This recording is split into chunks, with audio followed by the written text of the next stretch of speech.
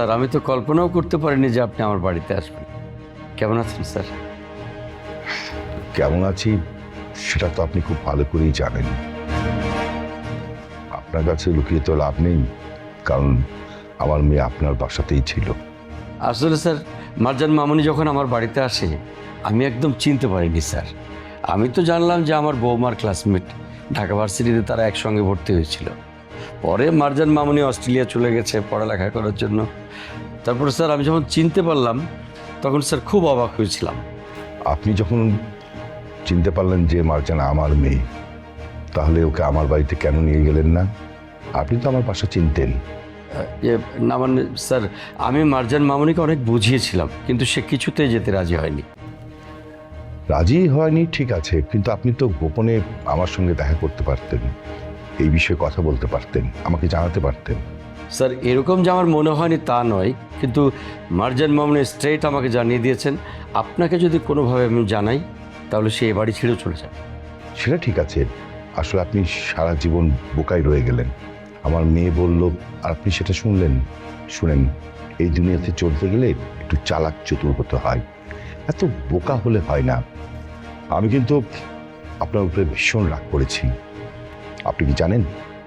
জি sir, আসলে রাগ হওয়ারই কথা স্যার। আমি বুঝতে পারছি আপনি খুব রেগে আছেন আমার উপরে। তারপরও স্যার এখন মারজান মামুনি কেমন আছেন? সেটা আমি জানি না। জানেন না মানে কি বলছেন স্যার? মার্জান আমাকে ফেলে আবার বরিশালে চলে গেছে, আমাকে শূন্য করে দিয়ে গেছে, একা করে দিয়ে গেছে। সরি স্যার, আমি আপনার মনে কষ্ট দিয়ে বিশ্বাস করেন, আমার কিচ্ছু ভালো লাগছে না, কিচ্ছু ভালো লাগছে না।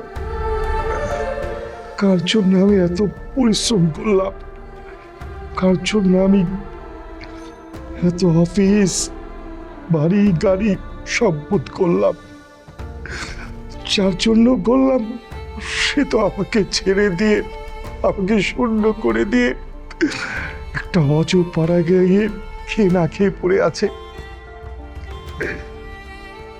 একটা মানুষ কত পরিশ্রম করে সম্পদ তৈরি করে, তার জন্য কত কষ্ট করতে হয়।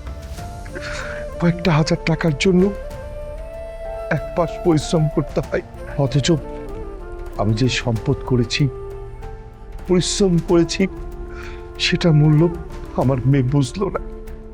এর চেয়ে দুঃখ আর কি হতে পারে বলুন?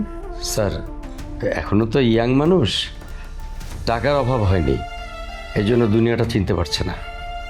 যখন দুনিয়াটা চিনতে পারবে সেদিন দেখবেন আবেগ কেটে যাবে, আপনার কাছে আবার ঠিক ফিরে চলে আসবে। ততদিন আমি কি বেঁচে থাকবো? কি বলছেন স্যার, আপনার কি এমন বয়স হয়েছে? ছাড়বো না, ওই ছেলেটাকে আমি কিছুতেই ছাড়বো না। ও আমার বুক খালি করে দিয়েছে, আমার মেয়েকে কেড়ে নিয়েছে। ওকে আমি এমন শিক্ষা দিব, সারা জীবন সেই শিক্ষার কথা মনে রাখবে।